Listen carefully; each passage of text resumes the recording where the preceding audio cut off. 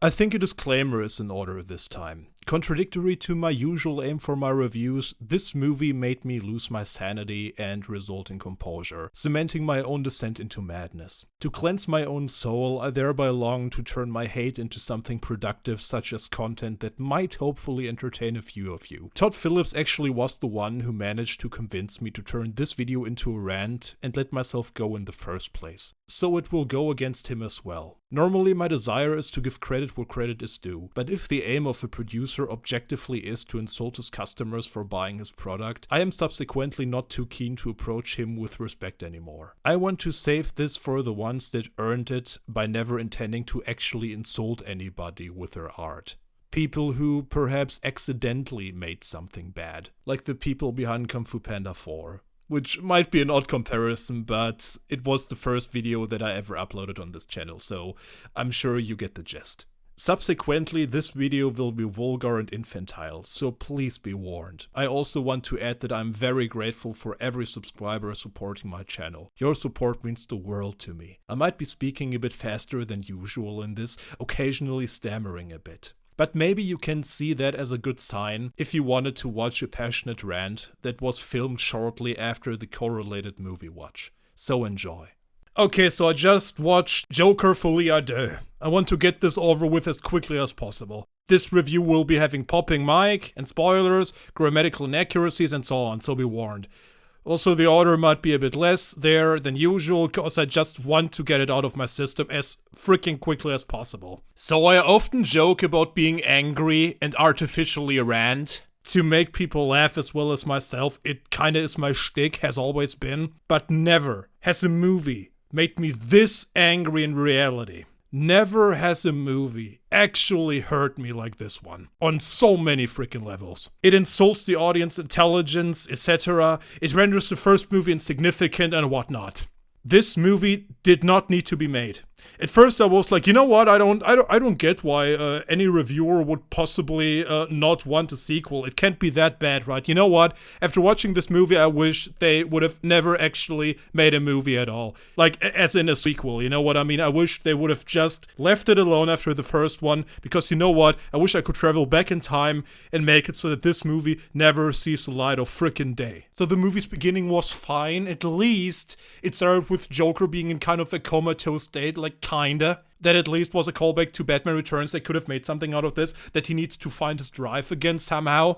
This is where they, well, could have inserted Batman, but of course we knew that wouldn't fucking happen. The dance scenes were kinda unimportant most of the time, but even that I could still stomach. But then everything else happened. Todd Phillips wanted to be edgy like Rian Johnson, hands down. With this movie, he proved to everyone that he's entitled, narcissistic, and just wants to be different for the sake of being different, even if that means that he produces frickin' shit. So this movie basically hints that it eventually culminates to Arthur becoming the Joker again. They basically retread the same ground they already did before. There is this one scene that you think might be the climax of the movie. This one scene you saw in the trailers where he has to go to court. He's going to go to court because of the people he killed, naturally.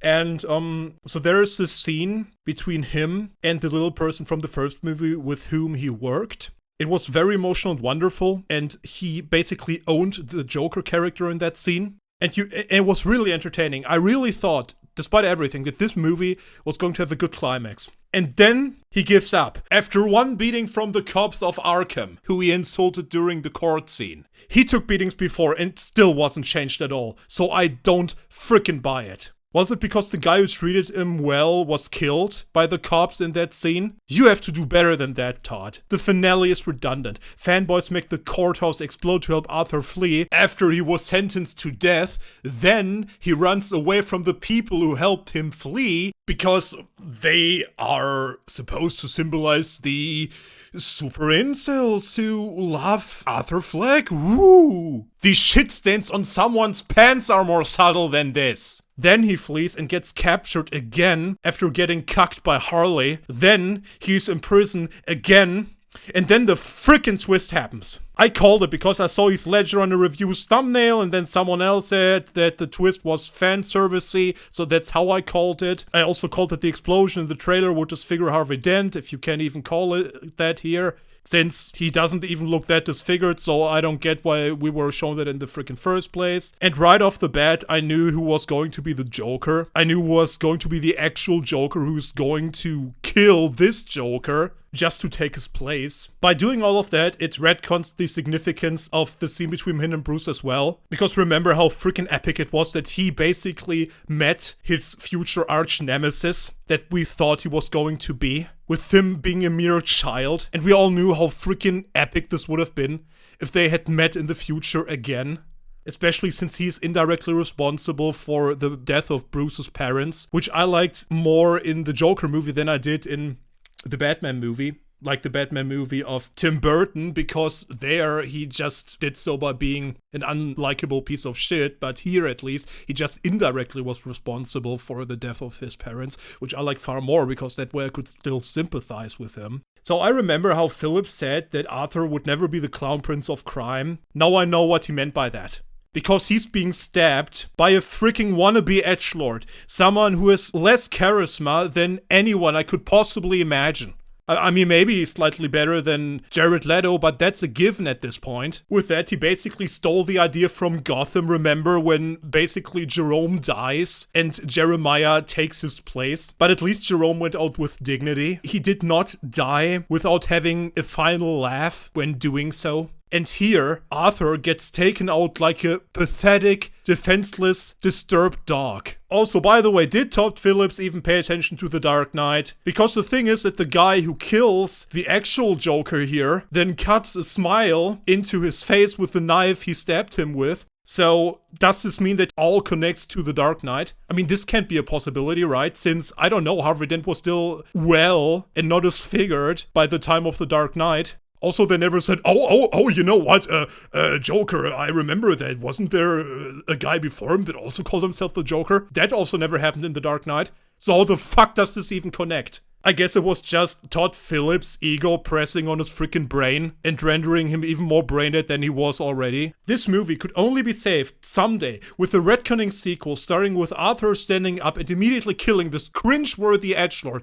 after he stupidly cut his mouth open. I'm sick of entitled Hollywood assholes bullying the people that are responsible for their wealth, for their pathetic privileged lives, where they don't have to actually work, where they're not conflicted with actual life, with hardships or anything, because they are in a fucking spineless woke echo chamber. Everything happening towards the end of this movie, Todd Phillips' message basically is that fans of the first movie are insults, because Phillips is a woke piece of shit. To elaborate on my remark of Phillips basically being a Reddit user allergic to testosterone, what basically happened when the first movie came out was that some insignificant pieces of Hollywood journalist trash basically criticized the first movie for spreading toxic masculinity, and Todd Phillips bit the hand that fed him by turning on the fans he owes everything in response, because he's an equally spineless, backpedaling cuck who bows before everyone. So the joke's on me, Todd? The joke with this movie's ending is on me? You're the guy who sold his freaking soul. It turns out the true punchline of these movies is you. Also, it's funny, because the trailers were lying to you. They showed the Joker being confident over who he was. Of course, Philip did not have the balls to actually be honest with his audience. At least the Last Jedi's trailer had Luke show that he abandoned his ways. Reminds me of the trailers of It Comes at Night. Freaking pathetic. If you know nobody would like your movie, then who was this made for, Todd? For your own ego? You are being paid to entertain people and not to be up your own ass. Never has a movie made me feel this betrayed, this freaking betrayed for trusting and caring. He went the same route as unwashed, awkward, ugly fucks like Rian Johnson and Dan Harmon, because he thinks that he's smarter than he actually is. Which he shows by basically pulling off a freaking brain-dead analysis of his first movie with this, without even understanding what it is that he's criticizing. It's so pathetic to watch. And it is not the first time that this has happened in Hollywood by any means. I'm so sick of it. I might do a full review of the movie sometime, but honestly, why should I even freaking bother? I mean, everything else that could be said about this movie has already been covered by other people. Additionally to that, I will probably never watch this movie ever again, and neither will I rewatch the first one. My mind still cannot comprehend that this piece of shit even exists. Todd Phillips, you will never watch this video, since I'm a channel with like, what, 6 subscribers? I can at least admit that I'm irrelevant. But you know what? You are a hack.